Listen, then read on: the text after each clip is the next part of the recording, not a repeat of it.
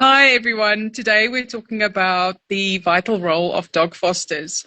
And as you might be aware, that shelters are bursting at the seams. There are so many dogs that need good homes, and fewer people are adopting.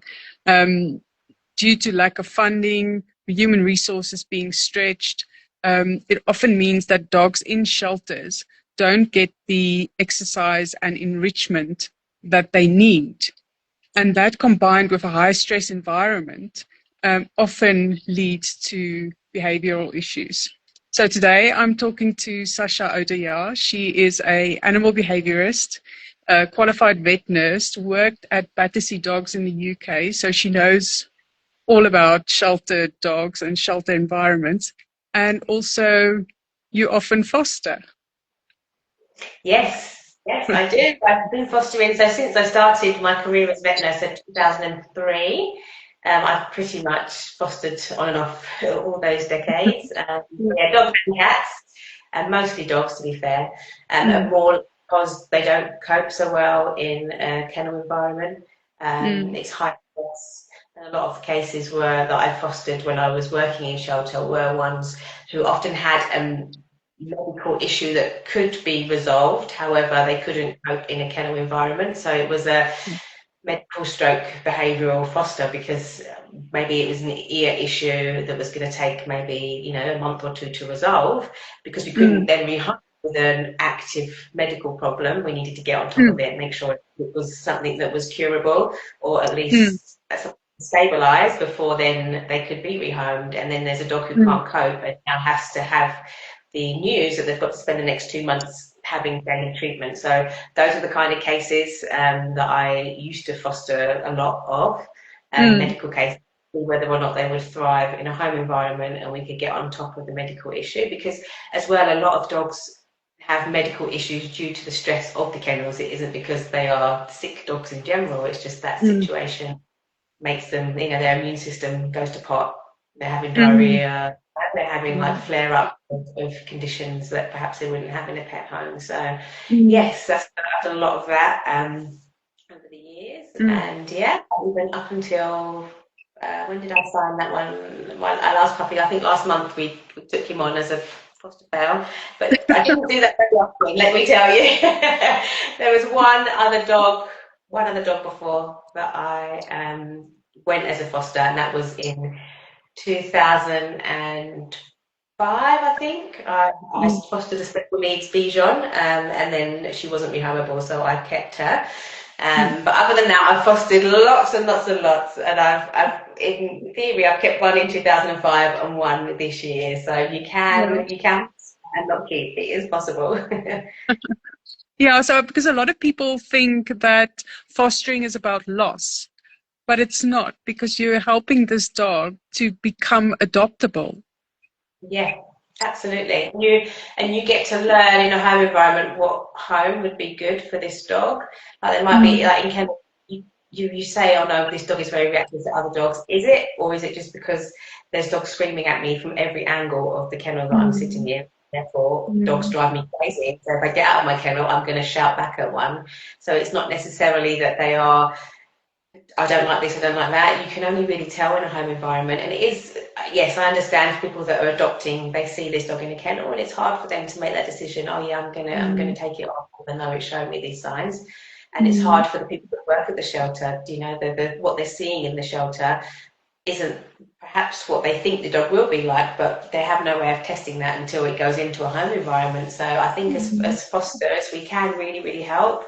And no, this dog is super, super active. It's bouncing off the walls, even though it's mm, being walked twice a day. Therefore, this is not your regular pet home. This is someone who wants to have an active dog, wants to go running, wants to do dog sports. That's the kind of mm, mm, home that's mm. good for them. And then the success is far greater because you've got all that info, oh, it doesn't actually like children, we walk past children in the street and it really had a funny reaction, so I wouldn't, advise rehoming it with Mm, children.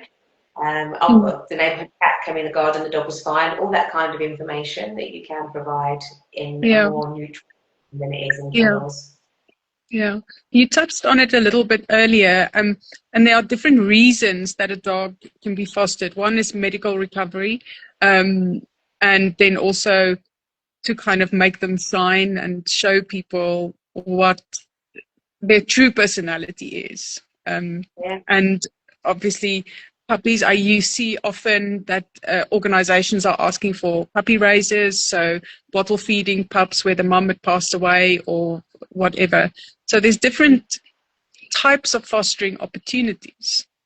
Yeah, absolutely. And to suit your lifestyle as well, there's, lots of seniors in shelters that get overlooked. Mm. They're really quiet and timid, or they're slow, and then you've got this bouncing happy puppy who people are going to go for, more likely the bouncy happy puppy. And so, yeah, if you know that you are not a very active person, there's going to be tons of senior dogs that maybe want a more of a chilled lifestyle that will fit your Mm. lifestyle. And Mm. yeah, and there are some dogs that just literally cannot cope mentally with the kennel environment, and they absolutely you see them like lose the plot. You can't get through to them anymore. It's the saddest thing. Often, actually, Mm. your kind of bull terrier breeds, you see it a lot in those. But that's when they start circling. Their eyes are bulging out their head. They are absolutely, they've gone over the edge, like that over arousal, but it doesn't switch off 24/7, and it's so Mm. sad to see. And in a lot of cases, those dogs will have to be euthanized because there's nowhere, no one's going to come and get a dog who, as soon as you get out of the kennel, is grabbing everyone's clothes because it's completely lost the plot from that environment. Mm. And Mm. our shelters, especially here, are not equipped to deal with.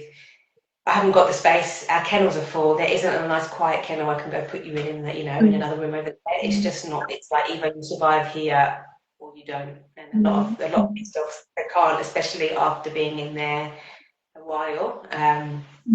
And with lack of mental enrichment, physical enrichment as well. Mm. Because our shelters don't have the money. Where are they going to get the money from? It's good enough for people like me to go in and go, they need more stimulation. They need more, different kind of environments. They need a break. Some shelters, their dogs get to go out in the one every couple of weeks because they just don't have the manpower. They don't have the space all the time to be able to Mm. give them opportunities. So, of course, the dogs are going to Mm. just get worse and worse in their behaviour issues. It's the way it is. So Yeah. that's why I'm so strong about fostering. It's like you don't have to keep, but just give that dog a break from kennels. It may not be a forever break until they be rehomed. For some dogs, it might be, I'm maybe going away in 3 months' time, but from now to 3 months, I've got time. I want to Mm. foster. I want to take it into my home, and then chat to your local shelter and see whether or not they have a dog that they think really could do with a kennel break, to come Mm. out of kennel. And hopefully within that space of time you get to learn, you can kind of promote that dog a bit more, Mm. and also chat to your neighbours, chat to the people. So whenever I've got the puppies, I'll go down to the local pet shop or somewhere busy. And a friend of mine said that she always used to take her foster dogs down to like the farmers market, with a little tag on them to say I'm up for adoption, because people will be like, puppy. So yeah, anywhere you can go with them, shall actually, they're a really sweet dog out of a kennel, is always Yes. that they're going to get a new Yeah. home. Yeah.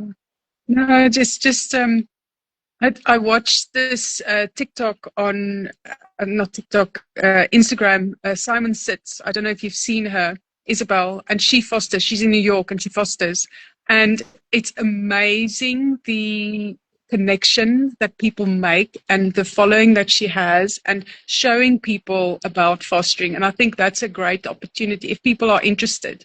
Maybe go and look at it. And she's had medical fosters. The last one was, what's his name? Tiki. And he was completely shut down. That dog wouldn't even come out of his crate. He peed and pooped and whatever. He was that shut down.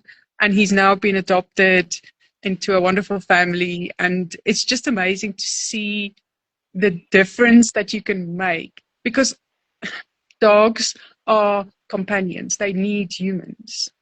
Then Yeah, they're not built to sit in a cage for days on end, just with someone coming in, just cleaning, sweeping up, and giving food. They need that companionship. yeah. No, exactly, they do. I had it was back, I want to say 2004 maybe, a white German Shepherd, was like malnourished, skin and bones. And I don't know what the person who had it had done, that they'd literally shaved his coat. He had this short spiky coat. and he was completely shut down in kennels, and he had liver issues, and they weren't sure whether it was like a temporary resolvable issue because he was just so malnourished, or whether or not it Mm. was like an ongoing issue.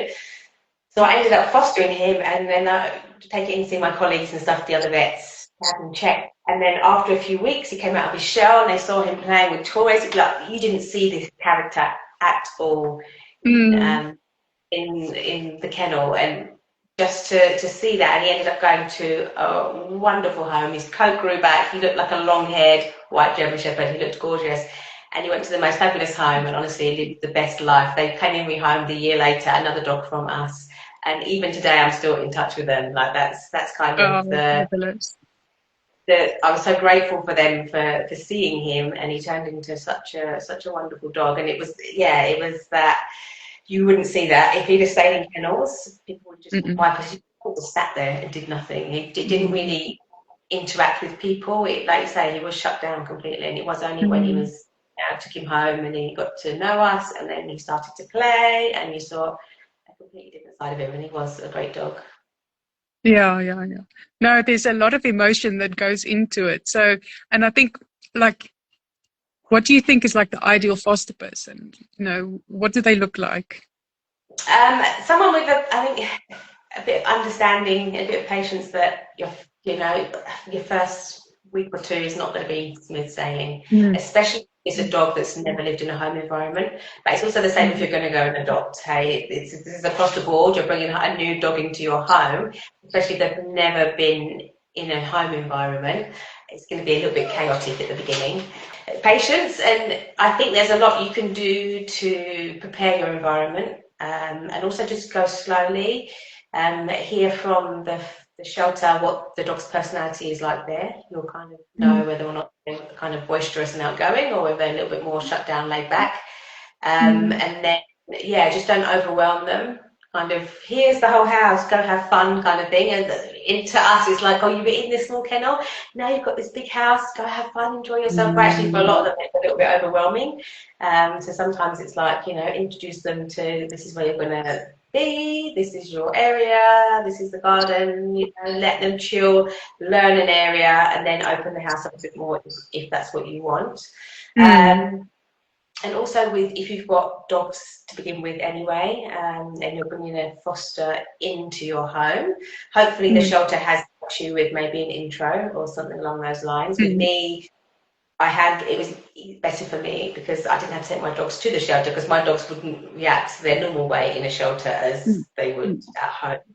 And for me, when I bring a home a foster, there's complete separation, depending on the dog, depending on how my dogs are. I'll do complete separation. Last year, a couple of puppies I had didn't meet my adult dogs, and then Mm. a few more. There's one, I think it was 3 weeks I had him before he had the intro, and then the others, more recently, these guys, it's been like a day of scent swapping, and then a bit more, because my dogs are now used to like this revolving door of dogs coming in and out, in and Mm. out. So it's a lot quicker. But at the Mm. beginning, I'm not stressing my own dogs out. My own dogs Mm. have, they are here, they can do what they want, they can have their freedom. And especially with dogs who are used to being around other dogs, especially if they're kennelled with another dog, they're used to like annoying another dog constantly, Mm. and kind of intervening. I didn't want my dogs to be stressed out by that. It was like when I first meet them, they have like a 10-minute meet, sniff, maybe play, depending on the dog, and then separate again. So Mm. that's it. Do Mm. those slow intros. So the Manly pup I've got, he came in May, and he was introduced almost straight away. But my 5-year-old female, this week is the first week she's actually played with him. Like before, she'll let him sniff him, but then she'll walk away. She's not interested in it. So Mm. it takes time, and I've allowed that time. Like if I'm not around, then they're separate, Mm. because I don't want a puppy bugging my adult dogs. And first and Mm. foremost, to have although I want to foster, it's something that I want to do. I need to take into consideration my existing dogs. They didn't choose Mm. this. I put it on them, and so I need to make sure that they're aware that there Mm. are dogs coming out, it's fine, but you've got your own space. You can move away whenever mm, you want. If they get too much, I will remove them. So mm, it's those kind of things you need to have in place, whether it's baby gates, if you've got upstairs, downstairs, that kind of thing. You need to just ensure that those things are in place. So if it does all go wrong, and sometimes it can do, then mm, you're not stressing because it's 8 o'clock in the evening, the dog's just had a fight, and now you don't know what to do. There's no one answering mm, the phone at the center. I'm in this position, what do I do? If you've just got mm, that, okay, my dog is used to maybe not coming in the bedroom with me, or not being in this mm, area. I can make sure the foster dog is in this area, and then my dog's got the rest of the house. So my dog gets the main part of the house, they get the yes, freedom, and the kind of foster dog fits into the space that we mm, make. So again, people we put our human emotions on it, but actually I think they prefer a little bit of stability. It may not be the mm, whole house big enough. I get to go out to the toilet, I get my enrichment, I get a safe space that I can be in. mm, Some maybe use crates. Obviously, I don't recommend that all day, every day, but mm, for some chill time for your adult dogs, have, mm. try and train the shelter dogs and stuff, which they probably are quite good at because they have been in, In a cage, yeah. all the time, so they're actually the ones that are easiest to do. Um, so yeah, just have all those kind of things in place. Worst case scenario, what could go wrong? My dogs Mm, could be really upset, therefore I need to separate, or oh no, I need to go out for so many hours a day. Where is this dog going to be safely while I'm out? So have mm, all that mm, set up before that foster dog sets foot in your home. mm, mm, mm, mm. Yeah, and also, although a lot of dogs come with issues, or there's this perception in rescue that dogs have issues, but once they're in the safe environment, um, then, like you said, kind of pop up. But it is about managing their environment, not overwhelming them right from the start, and also the humans managing their expectations. I see it so often when people adopt. They have these expectations and timescales of when things should happen. And I always just say to you know what, give the dog a safe space and just let him figure it out, or her, because and give the routine, show them where the food is, where the water is, where they need to go and pee, because they might be house trained, but they're not house trained for your house. So you need to show them. And it's I think if we as humans can manage our expectations, it will take Yeah. the pressure off the animal, Mm-hmm. because they Yeah. feel that. They feel you know, and there's also, um, Pressure they it is. they might progress nicely, and then there's like they regress back to this odd behavior, like, why are you doing this now? And I think that's normal. When you look at the Yeah. picture of, it's not linear, it's like a No. scribble, and we're moving forward by going Yeah. backwards as well. Yeah, and I Yeah. think that's important for people to manage their expectations, I think. Yeah, absolutely. And I think for people that haven't done it before and are thinking of doing it, that first time is going to be your trial and error, and you're going to learn a lot. But don't let it Yes. persist. And that's why I Yeah. think for next issue's foster article, it's all about finding the right shelter to support you, especially if you are Mm. a newbie and you haven't done this before. So again, for Mm. me, I know what to do. I know what is going to help in my environment. So therefore, I'll talk to the shelter and I'll be like, I can take that one and I can do this, and or Mm. this is Mm. this is Mm. what this is what I'm going to do. Whereas if you're new and you need guidance, then you need to find a shelter that is going to support you, that have that Yes. network of support. That if Mm. in a Sunday evening you are kind of flailing because you're like, what's going on? That you What's have, going on? yeah, you can Mm. contact. And that's the thing, I really think shelters, um, some of them don't like to do fosters because it's a lot of work for them to kind Mm. of, Mm. whereas they've got all Mm. the dogs in kennel, everything's there in front of them, everything's under control. Mm. However, I Mm. think the effort of kind of building up a foster network, I think Mm. is outweighs any of the work you can do. And also Mm. because it's a Mm. Mm. people volunteer, people want to help. And there are people Yes. even who can't foster that maybe would be good people that could sort out a foster network for you, could be the Mm, communication person, could be the people that kind of walk through the shelter's requirements, what they're going to do for you. Like that person that I find in shelters and stuff, you get a lot of people from corporate environments that have, you know, made their money, done their work, done their hours, and now are looking for something that they want to get passionately involved in. And those kind of people, amazing management skills, and they'll be the people that you can be like, I need to build a foster network. I need to make sure that everyone has some kind of dog knowledge. Everyone's got this kind of setup. Those kind of things that shelters can do, and they have that person. If because you've got one person that's managing the whole shelter, mm, and they can't mm, because you know animals are coming in all the time, so they're just fighting the fire, but not really making the change overall. mm, So you do definitely need mm, to kind of hand those things out to mm. other people. Let some Yeah. of that responsibility go, and people that run shelters find that very difficult from experience, I Mm. can tell you.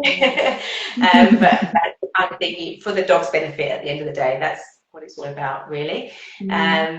And yeah, so that you know who you can call, and then you know that maybe one of your foster people or someone in the network in the shelter, you know, has extra beds, has you know, has experience with toilet training. Mm. You're going away, can do like a last minute emergency foster. You need to they need to have that kind of network so that you don't Mm. just get a dog and then you're all on your own. And you know, Yeah. you're like Yeah. not in touch when someone comes forward for a home, but that's Yeah. it. And so it's really important to, especially if you're new to it, is to find a Mm. supportive shelter that's going to help Yes. you and leave you stranded, because otherwise you're going to have a bad experience and you're never going to do that again. And that's not what we want Mm. for the Mm. Mm. millions Mm. of dogs that are in shelters at the moment. Yeah, it is quite a crisis, and fostering obviously opens up space in the kennels so that they can help more dogs.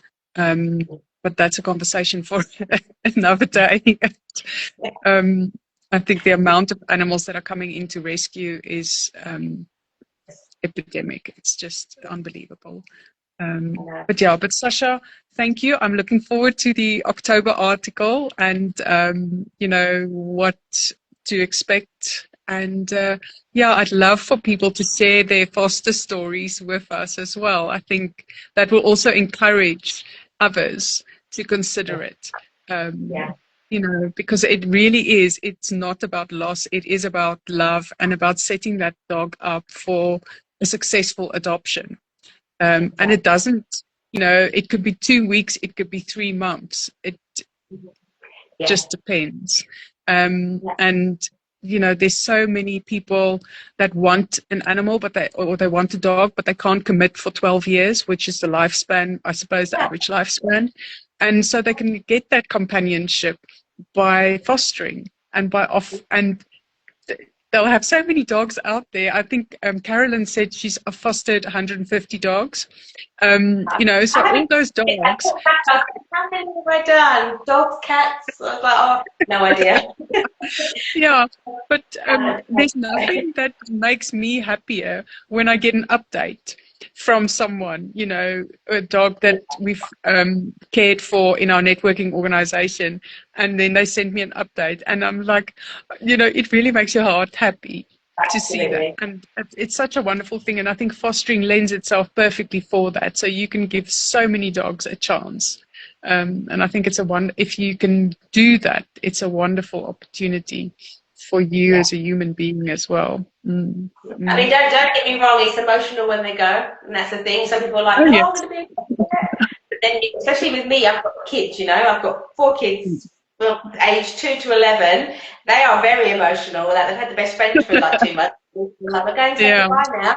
Like, what? And it is, but then it's a life lesson where I'm like, look, there are loads of dogs that need homes. If we take one, then we can't take any more. So we will let this one go. They're going to keep in touch, and then we're going to bring another one home. But there's a couple of days of tears. I'm not going to lie, especially with I've got.